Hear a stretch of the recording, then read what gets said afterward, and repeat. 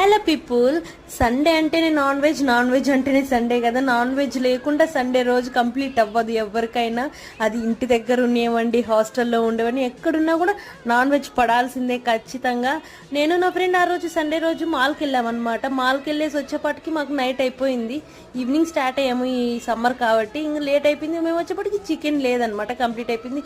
Okay అనేసి ఆ రోజు ఇంకా వెజ్తో అడ్జస్ట్ అయిపోయామంట. సరే సండే తినలేదు కదా అని చెప్పేసి ఇంకా ట్యూస్డే రోజు నేను నా ఫ్రెండ్ టైం ఉంటే తెచ్చుకొని కుక్ చేసుకుందాము స్టార్ట్ చేసాము ప్రిపరేషన్. అయితే ఆ రోజు కర్రీ టేస్ట్ ఉందన్నమాట, చికెన్ కర్రీ స్పైసీగా చాలా సూపర్ టేస్ట్ వచ్చిందన్నమాట. నేను చెప్పడం కాదు, నా ఫ్రెండ్ కూడా ఆ రోజు ఎంత బాగా చేసావనేసి అనిందనమాట. అంత బాగా వచ్చిందనమాట కర్రీ.